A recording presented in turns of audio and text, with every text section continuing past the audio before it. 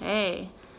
Thank you for joining us for our Culture Day video, and I'll get you to introduce yourself first so everyone knows who you are. I'm Ken Mair. I'm the only mayor in Kronau at the moment that I know of. Uh, I've been here just 5 years next month Okay. and enjoying it immensely. Okay. What would you like to know? So we would like to know where you grew up and a little bit about your childhood, and you can start with that. Well, I grew up in the northeast of Scotland, Aberdeenshire. Everything in Scotland is shires as opposed to counties and etc. A small village called Fyvie, which was not much bigger than Kronau. There was only 515 people there, and I don't think it has changed much. Uh, I grew up, went into the oil patch in 71 when the second rig moved in. Had lots of Americans, Canadians come over and taught us how to drill for oil. And 4 years after that, I decided to come to Canada. I went to Edmonton for 1 year. Then I got transferred to Red Deer, and then I met a girl in Red Deer and landed up being married. Uh, we moved to Regina eventually, and she passed away with cancer in 1996. I have now met the lady that I'm with now is named Lois, and we've been together since 2002. Oh, next month is our anniversary. Oh my God. All right. I'm retired. I worked 25 years at the steel plant in Regina, and that's about my history. Okay. We'll go back a little bit to Scotland, and I know that they're famous for their castles there. Did you grow up near any castles or have Oh, any oh, close by you? oh yeah. Uh, Scotland, the capital of Scotland, of course, is Edinburgh. The population, the estimated population last year was 5 million, 5.5 million, pretty close anyway. Uh, Castles, uh, pretty well divided into two categories. They're either huge homes or they're battalion castles.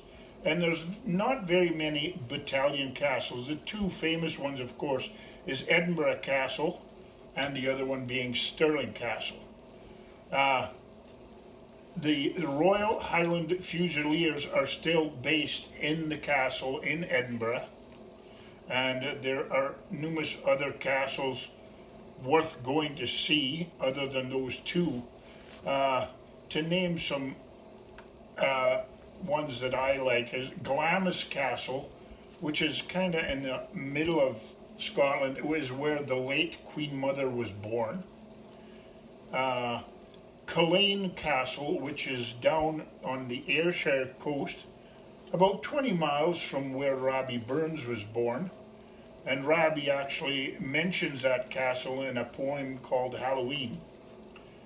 Culzean Castle is, I've never been in it, but it's got a reputation over there of being a beautiful castle, meaning that if when you go inside, it's still all the furniture's there from being lived in. It's more like a huge, huge house rather than a castle, a battalion castle. Uh, where I grew up was a little village, Fyvie, as I mentioned, and we have 2 miles from there. We have Fyvie Castle. Well, of course, there's many, many rumors about that and tales about that castle. It was given up to the National Trust of Scotland in early 90s, I believe, and everything is left as is. Uh, and there's tours going on in all of them, of course. Um, uh, oh, I don't think there's anything else I could say about castles right now. Okay. Uh, Have you been back there to go through any of the tours since you were Oh young? yeah. I've been through Fyvie Castle a couple of times. I remember as a school kid, my music teacher was Ian Middleton, and the laird that lived in the castle at the time, his daughter was taking music lessons, and himself, he told me, he says, "Oh, the laird would phone me and say, 'Oh, Ian, I'm going to be late to we're in Aberdeen, and it's 25 miles to the castle.' He says, 'We will be a little bit late, but just go in and help yourself to a drink.' So he said he would drive up there, and back in those days, you know, lights were supposedly expensive. People didn't leave them on like they do now. And he said he'd drive up, walk into the castle in the dark, put the lights on, and help himself to a drink. But my first primary school teacher was a Miss Leslie. She would not go near that place in the dark because of the rumors and all the tall tales and stuff. So that was kind of funny. But yeah. Interesting. uh, and so you had said that you came to Canada. How old were you when you came? Did you say? 26. 26, and you ended up in Edmonton. Yes. And how was that process?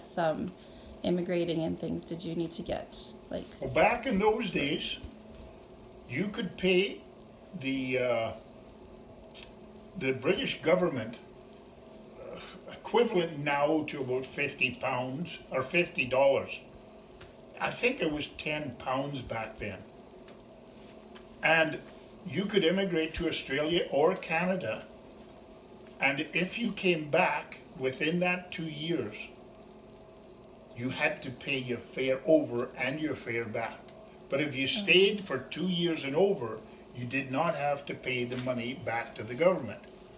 But I was never one to be under anybody's, you have to do this. I paid for my fare over, and if I didn't like it, I was going to go back. Okay. And so did you come having employment, or did you have to find when you came? So you just came on your own? And because Britain is very wet, it gets lots of rain, there is very few gravel roads, just up to some farms. But some farms have got they have blacktop on their farm roads. So, but it's very rocky, so it doesn't get muddy like it does around here. And when I came over on the 10th of September. It was a Tuesday. By Thursday, I had a job and a place to live. So I had a pink immigration paper. I went to 4 different hire drive places to hire a car to go and see somebody that I knew that lives up by Shellbrook. They wouldn't rent a car to me. So I saw a sign said, holiday rental. I went to holiday rental, put that in the car, left it in the car. I took out my British license, said, I want to rent a car just for the weekend. This is my license. Oh, certainly, he said. And that's so I drove over to Shellbrook, visited with my friends for a couple of days, and went back and started work. And then you said you ended up in Red Deer, then to Regina. Well, I was in Prince Albert and Lloydminster for in between that. In between, so a few different places. And then, so how was it Regina because of the work is why you settled there? My wife that I met in Red Deer, her family was in Regina. Okay. And her dad and a couple of her brothers worked at the steel plants. Okay, so that's how. And then you said you've been in Kronau now for 5 years. So was there a certain reason why you chose Kronau to move to? I had problems with my hips, and I was looking for a place with no stairs. Okay. And bungalows were expensive in town, and this was fairly new when we first moved here, so it's ideal. Love it. Yes, it's a nice community to be in, isn't it? Oh yeah, you bet. And so, is there still things that you do to help celebrate your culture? Things that you either maybe wear, like there's a different attire that we know that comes from Scotland, or that you Well, eat and. I do have a kilt, but I'm too fat to get into it. Tartans, of course, way back were, I don't know what they used for dye way back in the day, but of course it isn't the bright colors and dyes that we have nowadays. And the kilts were originally, I don't know, it's like cowboy hats. So why do they wear cowboy hats? Well, then somebody told me, well, of course, it's to keep the rain off your head and your eyes and not going down your neck. It all makes sense. Well, why do people wear kilts? Well, Scotland's got mountains and moorlands. Well, moorlands are marshy lands. Well, we walk through there with a pair of pants on, and I'm sure you all know what the bottom of your pants get wet, and then they pull them down, down, down, down. But because people wear kilts, they could walk through all the moorlands in Scotland they wanted. They'd get their ankles wet, but the kilt wouldn't get wet, it would stay dry. Makes sense. Yeah. But of course, back in, there was a Dress Act in 1746, and kilts were banned. Of course, it's not like Scottish people to obey rules. I think they are with the COVID thing, but anyways, it was all repealed again in 1782. So, and then it became Scotland's national costume. Yeah, that's about all I can tell you about kilts. And anything with food or drink that you've Oh, kind of yeah, taken with you from there to bring here? You know, I don't cook. I used to cook a lot, but I don't cook. They've got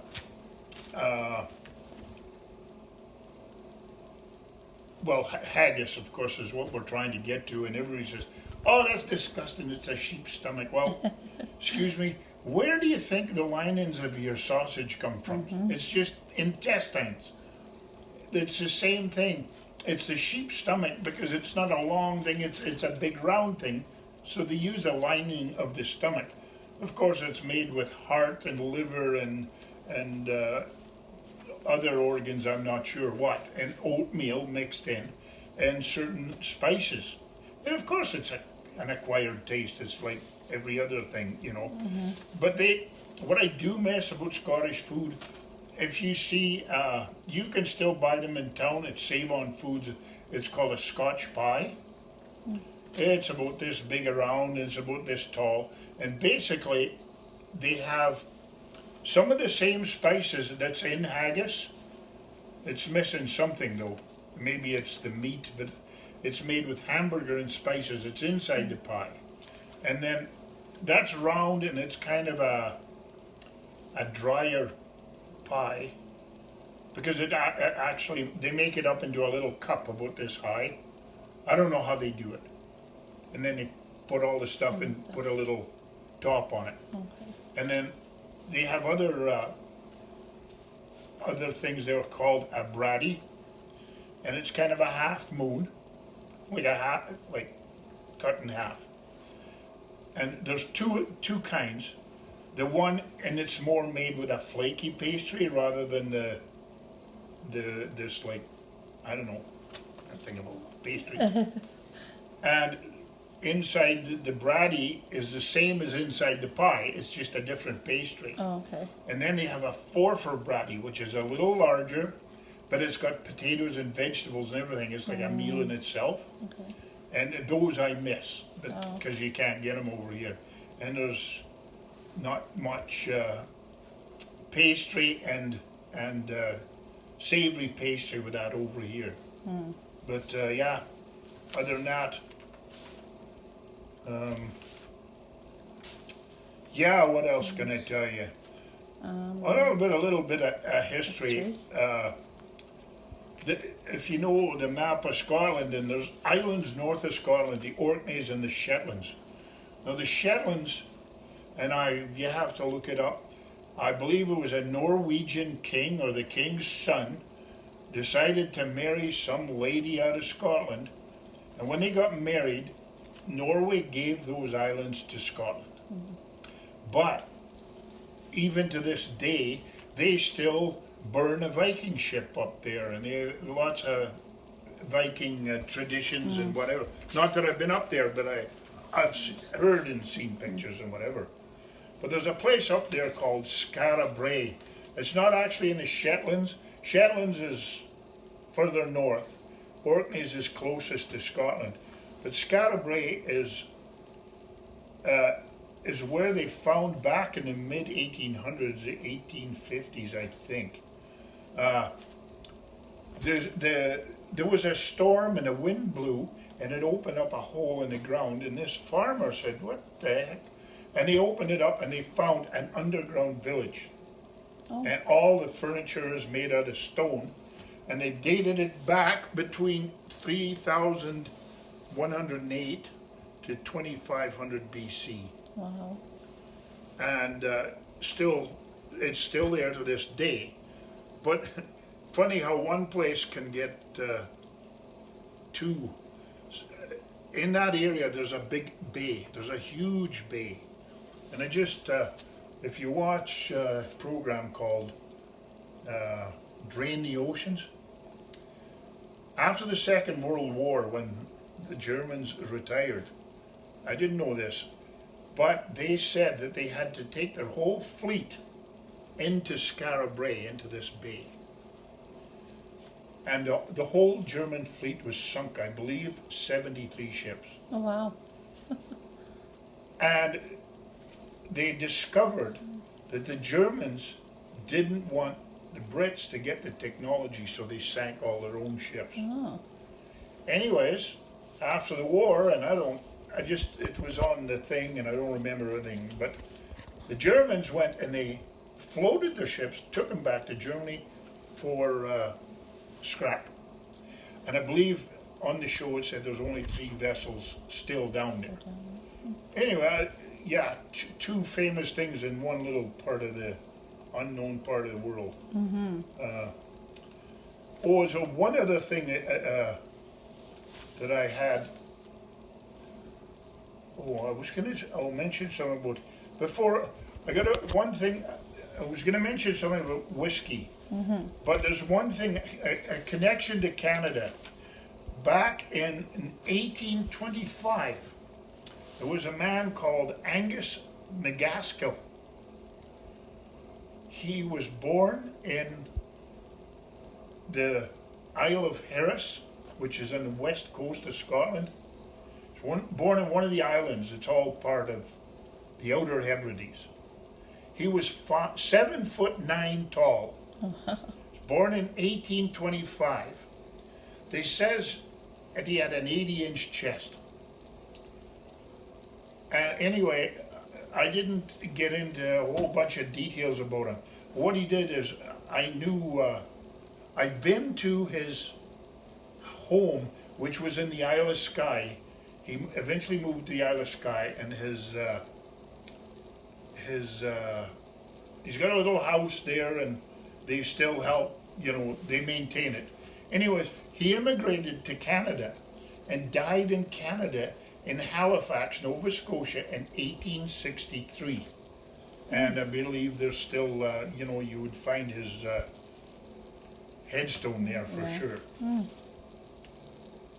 Now, the only other thing I did to tell you about Scotland, of course, you can't think about that without mentioning whiskey. All right. Now, other than tasting it, I don't know much about it, but whatever. Up in the northeast of Scotland, there's a river, the River Spey. And on that river, I've heard it's grown, but it's been a few years since I looked into this, but there was 48 distilleries on that river. Wow. And I believe now there's more than 50, but there might have been some closed down too, but give or take. Also, if you know Walker's Shortbread, they are on that same river, and Baxter's Soup, their place is on that river. Oh, wow. Uh, so, of course, the first one up the river, right at the top, is a place called Dalwhinnie, which is supposed to be the smallest distillery in the world, in Scotland. But then I read somewhere later there was another one that said it was smallest. So I think they're arguing between who has the smallest stills, who produces the least, so they're both probably pretty small. But on that distillery, just to mention a few of the famous ones, Dalwhinnie, Glenlivet, Glenfiddich, Glen Balvenie, Glendrant, Macallan, and Cragganmore. Glenfiddich, I've been through that distillery more than once, and it is the only distillery that brews, barrels, ages, bottles, and ships the whiskey right from the factory. Oh. And I thought I wrote it down somewhere, and I guess I didn't. But it's something like 1 point something billion bottles of whiskey a year comes out of there. That's And amazing. that is all on the East Coast. And that is my favorite whiskey. But if you go to of course, there's distilleries all over Scotland, but the other famous place is on the island of Islay, which is 20 kilometers off, or 20 miles off the coast, the west coast of Scotland, where if you enjoy the peaty flavor in your whiskey, that's where they come from. There's Lagavulin, Laphroaig, Ardbeg, and Bowmore, Moore, are a few of the famous ones over there. And I read somewhere that, of course, there's a lot of peat, which, if you know what peat is, it's the soggy, and they dig it out and they put it into bricks and they use it as firewood once it's dried okay. out. But anyway, so the water tastes like peat. But what I didn't know was the distilleries actually they distill the water or clean it all up, and then they add the peat flavor into their whiskey after. So it helps give it like that distinct Yeah. flavor then. And I forgot about the kilt when I was talking about the kilts and the not getting wet. The last famous battle in Scotland was in 1746. Battle of Culloden was the last battle. It was man-to-man fighting and swords and stuff. And of course, it was in a place called Drumossie Moor. And of course, Scotland lost that battle, unfortunately. But that's just a little ways south of Inverness, and that was our last battle with England. Oh. But anyway, that was a little bit of history, and you only wanted 2 minutes. I think we've been at it a little longer now. That's all right. It's always interesting to find out more about our people that are in our community and their cultural backgrounds, and if anyone wants to know more, then they know who to reach out to. So I'd like to say thank you. Is there anything else you wanted to add to let us know about, or do you know any words that you still say, do you speak some Scottish language that, or they're probably not appropriate? I like Lois says, as soon as I get on the phone to somebody that talks Scottish, I can just automatically go back to Oh, it. okay. But try and say it now, I have a trouble. It's more in within the conversation you're able to Yeah, to have it. Oh, yeah. Okay, no, that's interesting. So, okay, well, thank you for your time, and we'll look forward to seeing the video on our museum page.